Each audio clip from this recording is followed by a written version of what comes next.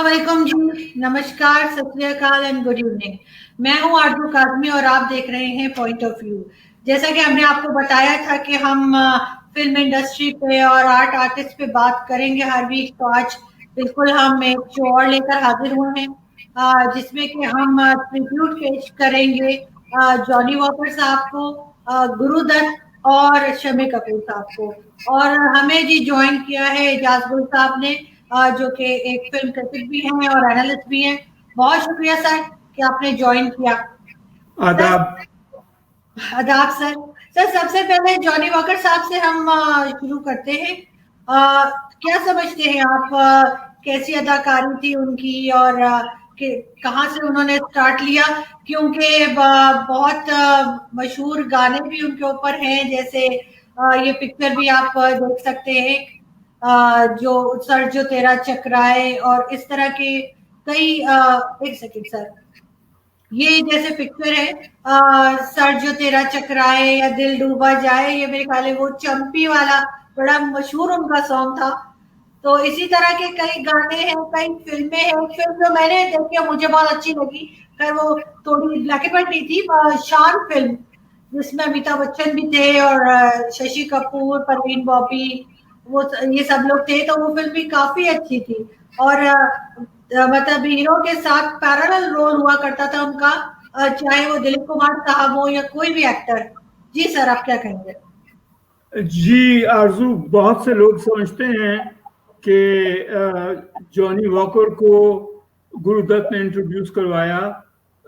ये बात ठीक नहीं है। जॉनी वॉकर 1948 में फिल्मों में आए और उन्होंने 350 के करीब फिल्में बनाई और गुरुदत्त उनके गुरु थे यकीनन। गुरुदत्त की फिल्में मसलन आर पार या अपना मिस्टर एंड मिस्टर 55 ने उनको बहुत शोहरत बख्शी। मौसीकार ओ.पी. नैयर ने उनके लिए बेहतरीन गाने बनाए। अभी आपने उन गानों का जिक्र किया, सर जो मेरा चकराए या दिल डूबा जाए, जाने कहाँ मेरा जिगर गया जी, और मेरा यार बना है दुल्हा, अपना चौदवी का चांद, या दिल पे हुआ ऐसा जादू, और ए दिल मुश्किल है जीना यहाँ, और सुनो सुनो चिटर जी मेरे दिल की मीटर जी, अरे नाना नाना नाना तौबा तौबा, और हैप्पी बर्थडे जैसे गाने जो हैं उन पे पिक्चराइज हुए। और कंपोजर खासतौर पे ओ.पी. नैयर ने उनके लिए गाने कंपोज किए। कॉमेडियंस के लिए गाने कंपोज नहीं होते थे, लेकिन वो जैसे आपने बताया, he was at par with the leading hero और हमेशा नुमाया किरदार अदा किए उन्होंने। बिल्कुल ठीक। तो सर, कुछ थोड़ा सा बता सकेंगे कि कौन सी उनकी जो है वो मशहूर फिल्में हैं और या थी, और किस तरह की कॉमेडी थी? जैसे हमारे यहाँ एक जमाने में देखते थे हम के लहरी साहब जो थे, वो मतलब बड़ी डिसेंट किस्म की कॉमेडी होती थी, कोई शक्लें वकलें नहीं बनाते थे, बल्कि बात ऐसे करते थे कि आम सी बात भी होती थी तो हंसी आ जाती थी। बिल्कुल आपने ठीक कहा। इनकी कॉमेडी घटिया कॉमेडी नहीं थी। मैं कॉमेडियन का नाम नहीं लूंगा अपना जिन्होंने वो घटिया कॉमेडी की, और इससे अच्छी आप मिसाल नहीं दे सकती जो कि आपने दी, कि लहरी की तरह ये अपना हमेशा सिचुएशन कॉमेडी करते थे, और इनकी कॉमेडी फिक्रों में हुआ करती थी, जुमलों में हुआ करती थी। और जब कॉमेडी में दो मायनी फिक्रे आ गए और कॉमेडी गिर गई अपने मयार से, तो इन्होंने फिर फिल्मों में काम करना बंद कर दिया। कमला हसन की फिल्म थी चाची 420, वो प्रॉपर्ली इनकी आखिरी फिल्म थी। बिल्कुल। और सर, जैसे फिल्म शान की मैं बात कर रही थी, शान मैंने कई बार देखी, डिश टीवी पे भी आती रहती है और वैसे भी। तो उसमें एक सीन था जिसमें ये एक चोरी की गाड़ी बेच देते हैं अमिताभ बच्चन और शशि कपूर को, और फिर उनको पता लगता है किसी होटल में बैठे होते हैं इनको स्विमिंग पूल के पास, और इनको पकड़ने के लिए दोनों भागते हैं। तो वो लास्ट में जब फाइनली इनको पकड़ लेते हैं, तो जॉनी वॉकर साहब एक जगह कहते हैं अमिताभ से कि वो मारने के लिए बढ़ रहे होते हैं, तो कहते हैं देखो, टच करने का नहीं, गाली देनी है तो दे सकते हो। तो वैसे कोई सुने तो क्या इसमें हंसने की क्या बात है, लेकिन द वे ही जैसे वो डायलॉग डिलीवरी थी उनकी, तो मुझे तो जब भी देखती हूँ बहुत हंसी आती है और बहुत मजे का मुझे वो सीन उनका लगता है। जी हाँ, और जबान पे भी इनको बड़ा कमाल हासिल था। बहुत अच्छी उर्दू बोलते थे। और इन्होंने एक बहुत अच्छा वक्त गुजारा, जैसे मैंने आपको बताया। लेकिन इन्होंने मुश्किलात भी देखी। इन्होंने अपने वालदा, अपने वालिद और अपने 6 बहन भाइयों की परवरिश की बड़ी बखूबी, और फिल्मों में आने से पहले एज अ बस कंडक्टर काम किया। और फिर बिलराज साहनी जो हैं, इनको बस में मिल गए और वो भी मुतासिर हुए बस के सफर के दौरान, और उन्होंने इन्हें गुरुदत्त के सामने भेजा, गुरुदत्त के पास। और फिर इस तरह से गुरुदत्त और जॉनी वॉकर का एक सिलसिला बना। और मैंने फिर बताया मिस्टर एंड मिसेस 55 और आर पार इनकी ना भूलने वाली फिल्में हैं। गाने भी बहुत अच्छे थे। बिल्कुल, बल्कि इनके एक या 2 बेटे जो हैं, उनमें से एक का नाम मुझे याद है, नासिर खान। वो तो अभी भी मतलब फिल्मों में भी आते हैं और एक बड़ा अच्छा सा शो भी करते हैं इंडियन टीवी पे, जी क्लासिक पे शायद। और उसमें वो उसी तरह से वो पुराने जो फिल्में हैं उनकी और गानों की बात कर रहे होते हैं। लेकिन सर मैंने ये भी मतलब ये भी सुना था कि इनका नाम तो जॉनी वॉकर था, लेकिन कभी भी इन्होंने जैसे कहते हैं अल्कोहल को हाथ भी नहीं लगाया, कभी भी जो है वो शराब नहीं पीते थे। लेकिन फिर नाम सर ऐसा कैसे फिल्मों में हुआ करता था उस जमाने में? जी, अपना इनका इनका नाम बदरुद्दीन था। और मेरा मतलब है, इनके मैंने 1-2 इंटरव्यू देखे और बड़े ही एहतराम से इन्होंने ऊपर वाले का जिक्र किया और कहा कि उसने मुझे इज्जत बख्शी है, उसने मुझे ये जो एहतराम दिया है, जो मुझे मकाम दिया है, मैं उसके लिए ऊपर वाले का बहुत शुक्रगुजार हूँ। और मैंने ये भी सुना था कि दिलीप कुमार साहब से इनकी बहुत दोस्ती थी, और इनकी केमिस्ट्री भी जो है वो दिलीप साहब के साथ बहुत अच्छी बनती थी, जिस फिल्म में भी होते थे। तो दोनों यानी दिलीप कुमार और जॉनी वॉकर साहब, तो बिल्कुल ऐसा लगता नहीं था सर, जैसे हम कहते हैं ना कि वो महसूस नहीं होता था कि एक्टिंग हो रही है, लगता था कि वैसे ही सचमुच में कोई इस तरह से बातचीत हो रही है। जी, बिल्कुल ठीक कहा आपने। AR कारदार की फिल्म थी दिल दिया दर्द दिया, दिलीप कुमार और वहीदा रहमान और प्राण थे उनमें। तो उसमें भी अपना जॉनी वॉकर ने बड़ा अच्छा काम किया था। और आप ठीक कह रही हैं, ये इनका ग्रुप जो था वो बहुत अच्छा रहा, बहुत कामयाब रहा।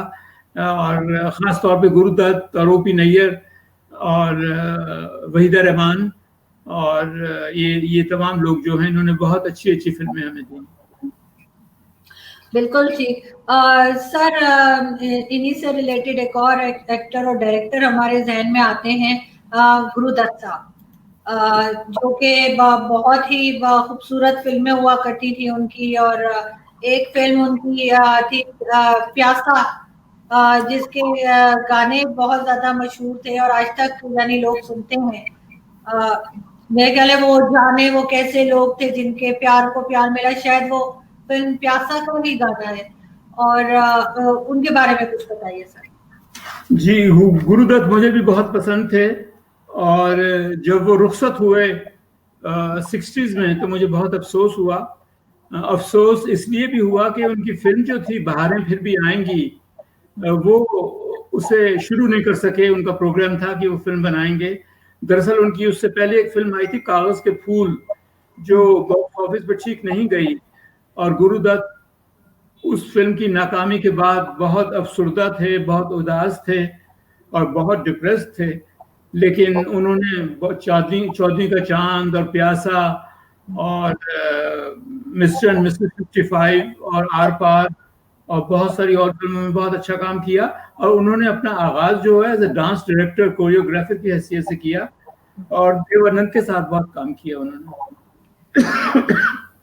तो सर ज्यादातर वैसे डिप्रेस किस्म की सैड स्टोरीज क्यों हुआ करती थी पहले फिल्मों में? जैसे गुरुदत्त साहब की अक्सर फिल्में ऐसी हैं जो कि आप कह सकते हैं कि उस तरह से रोमांटिक या वो नहीं होती, बल्कि कुछ ना कुछ डिप्रेशन लिए हुए होती थी वो फिल्में। जी, अपना एक बड़ी मशहूर सिंगर थी शमशाद बेगम, जिन्होंने उनका गाना कभी आर कभी पार फिल्म आर पार में गाया था।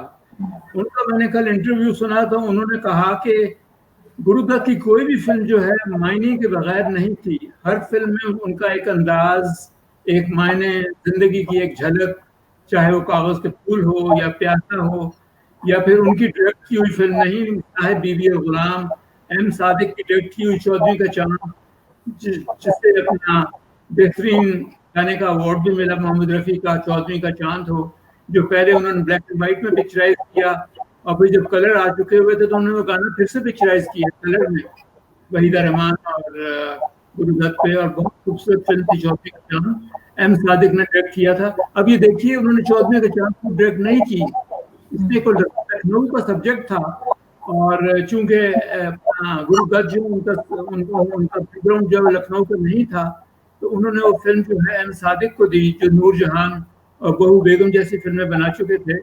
फिर उन्होंने सही डायरेक्टर को सही फिल्म के लिए दिया। सर शादी उनकी जिनसे हुई थी वो भी एक सिंगर थी, गीता दत्त, बड़े खूबसूरत गाने हैं उनके भी। तो आप क्या समझते हैं कि किस तरह के सॉन्ग्स जो गाए गए, मेरे ख्याल है, जो मैं जहाँ तक मैंने थोड़ा बहुत पढ़ा तो लता जी के आने से पहले जो थी वो सिर्फ गीता दत्त का ही जैसे राज था एक वहां पर, और उसके बाद फिर लता आई हैं, और बल्कि बहुत दफा आशा भोसले के गानों में हमें एक टच मिलता है गीता दत्त का। तो इस तरह से आप सर एज अ डायरेक्टर आपने कैसा पाया गुरुदत्त? आपको अलग अलग बताइएगा कि एज अ एक्टर वो कैसे लगे आपको, और एज अ डायरेक्टर आपको क्या महसूस हुआ? देखिए वो अदाकार भी थे, वो फिल्मसाज भी थे, वो हिदायतकार भी थे, और वो क्या नहीं थे। गीता दत्त जो हैं वो शादी से पहले गीता रॉय थी, और बंगाल से ताल्लुक था इनका, और फिर बाद में शादी के बाद गीता दत्त बन गई। और ओपी नैयर ने शमशाद बेगम और गीता दत्त और आशा भोसले को बहुत बहुत मौके दिए इनकी फिल्मों में थी, और फिल्में थी। और गीता दत्त ने साहिब बीबी और गुलाम में बड़े अच्छे गाने गाए, और ये बड़ा अच्छा इनका करियर रहा गुरु दत्त का थ्रू आउट। और फिर मैं कहूँगा कि इनकी डिमाइज जो है, ये रुखसत हुए, वो हमारे लिए एक ट्रेजेडी थी, और लेकिन इन्होंने बहुत अच्छा काम किया, बहुत उम्दा काम किया, कॉमेडी भी की गुरु दत्त ने जॉनी वॉकर के साथ, और इनकी हीरोइंस में श्यामा थी, वहीदा रहमान थी, शकीला थी, और वहीदा रहमान के साथ बहुत काम किया इन्होंने। सर भी बहुत बना वहीदा रहमान के साथ, और ये भी कहा गया कि उनकी डेथ को भी बताया गया कि सुसाइड थी और एक तरह का इश्क में नाकामी, ये कहाँ तक ठीक है? वहीदा रहमान ने पहले तो इस मौजू पर बात करनी बिल्कुल मुनासिब नहीं समझी, इसलिए कि अपना गुरु दत्त के रुखसत होने के बाद वो काम करती रही फिल्मों में, फिर वो साउथ इंडिया शिफ्ट हो गई अपने शौहर के साथ, और वहाँ उन्होंने फिल्मों में काम नहीं किया। बच्चे they raised the kids, you know, both of them, उनके मियाँ भी ने भी चंद फिल्मों में काम किया। लेकिन वापस बॉम्बे आने के बाद जब जर्नलिस्ट जो थे उन्होंने बहुत उनको प्रोब किया अपना इस सिलसिले में जो आप कह रही हैं, तो वो उन्होंने इस मौजू पे ज़्यादा बात करनी मुनासिब नहीं समझी, लेकिन उन्होंने ये तफसील से बताया कि उनके तलक़ात जो हैं, as a matter of fact Waheeda Rehman को गुरु दत्त फिल्मों में लेके आए, वो इंडिया में थी, साउथ इंडिया में थी, वो उन्हें बम्बई में लेके आए, और वो उनकी बहुत एहसानमंद थी, बहुत शुक्रगुजार थी, ख़ास तौर पे कागज़ के फूल और प्यासा और साहिब बीबी और गुलाम जैसी फिल्मों में। बिल्कुल ठीक। और उसी ज़माने में सर जब रंगीन फिल्में नई नई मतलब शुरू हुई थी, बल्कि दोनों तरह की बनती थी, ब्लैक एंड वाइट और कलर्ड मूवीज एक साथ बना करती थी, उस वक्त जो एक एक्टर हमें याद आते हैं जिनको देखकर मुस्कुराहट भी चेहरे पर आती है, और जिनके गाने भी बहुत बेहतरीन हुआ करते थे उनके ज़माने में, और जिस तरह से वो पिक्चराइज करवाया करते थे, वो भी एक उनका आर्ट था, शम्मी कपूर साहब। जी, शम्मी कपूर अपना आरजू पृथ्वीराज के बेटे थे, और राज कपूर और शशि कपूर के भाई थे, और तकरीबन आप ठीक कह रही हैं, इन्होंने ब्लैक एंड वाइट फिल्मों में भी काम किया, लेकिन जब कलर फिल्में आई तो सायरा बानो के साथ इनकी फिल्म जो थी जंगली, वो सायरा बानो की दूसरी फिल्म थी। और पहले एक और ब्लैक एंड व्हाइट फिल्म में काम किया था और जो नाकाम हो गई, और उसके बाद सायरा बानो ने सिर्फ रंगीन फिल्म में काम किया, किसी ब्लैक एंड व्हाइट फिल्म में काम नहीं किया। और शमी कपूर की मशहूर फिल्में जो हैं उनमें राजकुमार और ब्रह्मचारी और तुम सा नहीं देखा, कश्मीर की कली, और फिर वही दिल लाया हूँ, तीसरी मंजिल, इवनिंग इन पेरिस, दिल तेरा दीवाना, ये उनकी मशहूर फिल्में हैं। उन्होंने भी अपना आगाज जो है as a child star new theatre में अपने वालिद पृथ्वीराज के ड्रामे के साथ किया, और वो रात को देर तक काम किया करते थे और स्कूल में क्लास में अटेंटिव नहीं हुआ करते थे। तो जब टीचर ने उनको थोड़ा सा स्कोल्ड किया तो फिर राज कपूर आए और उन्होंने उसे स्कूल से निकाल लिया, उस क्लास से, और एक और स्कूल में भेजा। लेकिन शमी कपूर की जो इंटरेस्ट थी फिल्मों में और अदाकारी में वो थिएटर के साथ चलती रही। और पृथ्वीराज का अपना थिएटर, पृथ्वी थिएटर, उसमें उन्होंने काम किया। वो राज कपूर के स्टाइल से मुतासिर थे शुरू में, लेकिन बाद में उन्होंने अपना स्टाइल जो है वो खुद बना लिया। और उनकी शादी गीता बाली से हुई जो कि एक्ट्रेस थी। और इंटरेस्टिंगली जब इनकी शादी हुई तो शमी कपूर ने गीता बाली की लिपस्टिक जो थी उससे अपना गीता बाली की मांग जो है उसमें वो भर दी, और इस तरीके से वो शादी का रिचुअल जो है वो कामयाब हो गया। गीता बाली का फिर इंतकाल हो गया, लेकिन शमी कपूर को आशा पारेख और सायरा बानो और बहुत सारी अदाकाराएं जो हैं, माला सिन्हा के साथ बहुत सारी फिल्मों में काम किया। और ये मोहम्मद रफ़ी से बड़े मुतासिर थे। और मोहम्मद कहते हैं कि मोहम्मद रफ़ी जो है इनके गाने जो हैं वो एक ख़ास अंदाज में गाया करते थे और थोड़ा सा उछल कूद इनमें हुआ करती थी।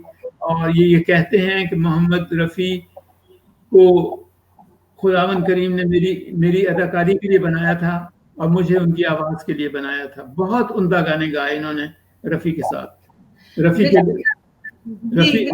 गाए। बिल्कुल सर, मैंने बल्कि एक दफा एक जगह इंटरव्यू पढ़ा था, उसमें शमी जी ने कहा कि किसी रिक्शे वाले ने उनसे कहा कि आज आपकी आवाज चली गई है, तो उनको पता चला कि मोहम्मद रफ़ी साहब जो थे उनका उस पर इंतकाल हुआ था। अब जैसे उनके कई मशहूर गाने हैं, कई मशहूर फिल्में हैं, और सब में एक शरारत सी उनके चेहरे पे हुआ करती थी। अब जैसे ये पिक्चर जो है ये फिल्म मेरे ख्याल जंगली की है, और ये वो सुक्कू सुक्कू एक गाना होता था इस फिल्म में, और ये कोई प्रिंसेस थी और पता नहीं इनको रिश्ते के लिए भेजा गया था, इस तरह का कुछ था। लेकिन एक बहुत खूबसूरत गाना जो है तीसरी मंजिल का सर, ओ हसीना जुल्फों वाली, जिसमें हेलन थी, और हेलन ने जो है वो जैसे कहते हैं ना समा बांध दिया था। देख के हमें भी हैरत होती है कि उस वक्त 60s में या बिल्कुल 60s के एंड में या 70s के शुरू में इतनी टैलेंटेड, इतनी स्मार्ट और इतनी अच्छी एक्ट्रेस और डांसर्स भी हुआ करती थी। तो हर फिल्म में एक हेलन जी का गाना जो था वो भी शायद मस्ट हुआ करता था उस जमाने में, और उसी में का एक तीसरी मंजिल का गाना तो मुझे बहुत पसंद है, चाहे इसकी ऑडियो हो चाहे वीडियो हो। तो शमी कपूर को आपने एज अ एक्टर कैसा पाया, कि उनकी एक्टिंग जो थी वो सिर्फ एक तरह की वो सिर्फ कॉमेडी चलती थी, या कि आपने उन्हें वर्सटाइल पाया? जी, रोमांटिक कॉमेडी, मैं उसको रोमांटिक कॉमेडी का नाम दूंगा। और जंगली तो खैर बहुत खूबसूरत फिल्म थी ही, जिसका एक गाना अपना एहसान तेरा होगा मुझ पे, जो रफ़ी ने गाया, मोहम्मद रफ़ी ने गाया, और फिर अलग अपना लता ने गाया, और इससे फिल्म फेयर का बेस्ट सॉन्ग जो है उसका अवार्ड मिला था। और एहसान तेरा होगा मुझ पे के अलावा ओ मेरे सोना, जो मैंने अभी आप बताया, तीसरी मंजिल, चाहे कोई मुझे जंगली कहे, फिल्म जंगली, आसमान से आया फरिश्ता, an evening in Paris Sharmila Tagore के साथ, और दीवाना हुआ बादल, और ये चांद सा रोशन चेहरा, कश्मीर की कली, और आजकल तेरे मेरे प्यार के चर्चे, ब्रह्मचारी, और मैं गाऊं तुम सो जाओ, ये भी ब्रह्मचारी का था। और आपने बताया कि इनकी एक्टिंग कैसी थी। ऑब्वियसली ये बहुत सीरियस एक्टिंग इन्होंने नहीं की। ऑब्वियसली अगर फिल्म में ऐसे मनाजिर आए जिसमें इन्होंने सीरियस एक्टिंग की तो उन्होंने अच्छी की, लेकिन बेसिकली रोमांटिक कॉमेडी और थोड़ा सा उछलना कूदना जो है वो इनकी अदाकारी में शामिल था। और फिर मोहम्मद रफ़ी साहब ने भी इनकी अदाकारी का साथ देते हुए, कहते हैं मोहम्मद रफ़ी पूछा करते थे कि मेरा ये गाना जो है किस पे पिक्चराइज होगा, और जब उन्हें बताते थे कि गाना जो है शम्मी कपूर पे पिक्चराइज होगा, तो उनकी आवाज़ और उनकी गायकी का अंदाज जो है वो भी बदल जाया करता था। सर एक जगह मैंने और इंटरव्यू पढ़ा था शम्मी कपूर साहब का, तो वो कह रहे थे कि वो देवानंद साहब जो मेरे बहुत फेवरेट है, कि उनके बहुत एहसानमंद है, क्योंकि जंगली और तीसरी मंजिल ये दोनों फिल्में पहले देव साहब को ऑफर हुई थी, लेकिन बल्कि जंगली की तो शायद थोड़ी बहुत उन्होंने शूटिंग भी की थी और उसके बाद किसी वजह से छोड़ दी, और फिर ये फिल्में शम्मी कपूर साहब को मिली जिसने उनको रातों रात स्टार बना दिया। जी, आरजू ऐसी बहुत सी फिल्में हैं फिल्म हिस्ट्री में, इंडिया की और पाकिस्तान की, जो एक एक्टर को अपना ऑफर की जाती हैं, और वो एक्टर जो है अपनी मौजूदगी जो है नहीं दे पाता, डेट्स की वजह से मोस्टली होता है। लेकिन ये है कि और फिर वो जब फिल्म बहुत मशहूर हो जाती है, बहुत कामयाब होती है, तो अब मैं ये तो नहीं कह सकता कि उन फिल्मों के हवाले से उन एक्टर्स जिन्होंने वो फिल्मों में काम नहीं किया उन्हें अफसोस होता होगा, लेकिन डेफिनेटली वो एक नज़र देखते होंगे कि मेरा मतलब अगर मैं इसमें होता तो शायद ये अच्छा लगता मुझे और ठीक रहता ये सिलसिला, लेकिन वो उन्होंने नहीं की फिल्में, तो उसमें नहीं आया। लेकिन सर हम तो अगर हम जंगली को देखें या हम तीसरी मंजिल और इस तरह की दूसरी फिल्में जो शम्मी कपूर साहब की हैं, तो उनके सिवा किसी और का ख्याल भी जहन में नहीं आता, कि हम सोच नहीं पाते कि यहाँ कोई और भी हो सकता था, इतना परफेक्टली उन्होंने वो रोल प्ले किया है।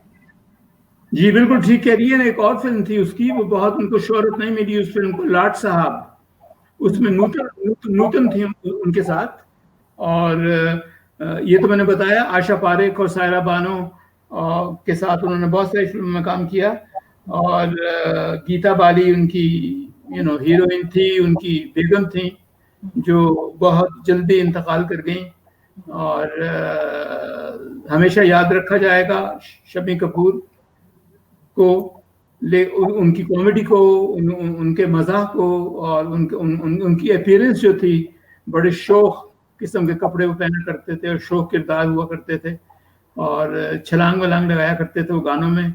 मसलन ये जंगली में याहू जो है वो उन्हीं के नाम से, उन्हीं के गाने से मंसूब किया जाता है, और बहुत से हीरोज ने उनको कॉपी भी किया, लेकिन कोई शम्मी कपूर के करीब नहीं आ सका, वो उन्हीं का हिस्सा था। बिल्कुल जी।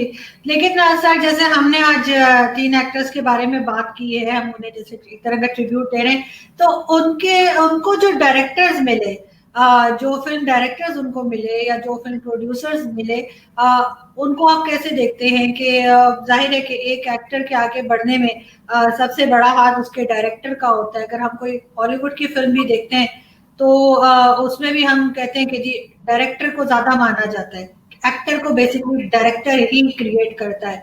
तो आपको लगता है कि इन लोगों की सक्सेस में और इन लोगों के आगे बढ़ने में कोई डायरेक्टर्स का हाथ है? अगर आप बता सकें कोई खास डायरेक्टर्स जो आपको पसंद हो उनकी फिल्मों के। जी, आपने जो बात की, ये बात अपना शम्मी कपूर पे तो इतनी लागू नहीं होती, लेकिन शम्मी कपूर की अपनी शख्सियत थी, उनका अपना रंग था, उन्होंने अपना बहुत अच्छा काम किया, गाने बहुत अच्छे तरीके से पिक्चराइज करवाए, चाहे वो अपना सायरा बानो हो या वो आशा पारेख हो या वो गीता बाली हो उनके शुरू के दौर में। लेकिन जॉनी वॉकर जो है, उनको वो बड़े खुश नसीब थे कि उन्हें एम सादिक, जो कि मुस्लिम सब्जेक्ट जो हैं, चौदहवीं का चांद जैसी फिल्में जो हैं वो मिले उनको, और फिर उस सबसे बढ़ के अपना उनको गुरुदत्त मिले, और गुरुदत्त और जॉनी वॉकर की कॉम्बिनेशन जो है उसने एक मैजिक क्रिएट किया, शायद वो कहीं भी हमें और नहीं मिलता हो। और through out 50s and through out 60s ये अपना इनका साथ जो है मिस्टर एंड मिसेस 55 और आर पार और चौदहवीं का चांद और बहुत सारी फिल्मों में रहा। और मेरे ख्याल में गुरुदत्त शुक्रगुजार थे जॉनी वॉकर के, और जॉनी वॉकर शुक्रगुजार थे कि उन्हें काम मिला गुरुदत्त और सादिक की हिदायतकारी में, जो कि दोनों बहुत अच्छे डायरेक्टर्स थे। सर ज्यादातर देखने में यह आया है कि जो एक ही फैमिली के अगर 2-3 लोग आते हैं फिल्म इंडस्ट्री में, तो उनमें से कोई एक ही कामयाब होता है, बाकी को वो कामयाबी नसीब नहीं होती।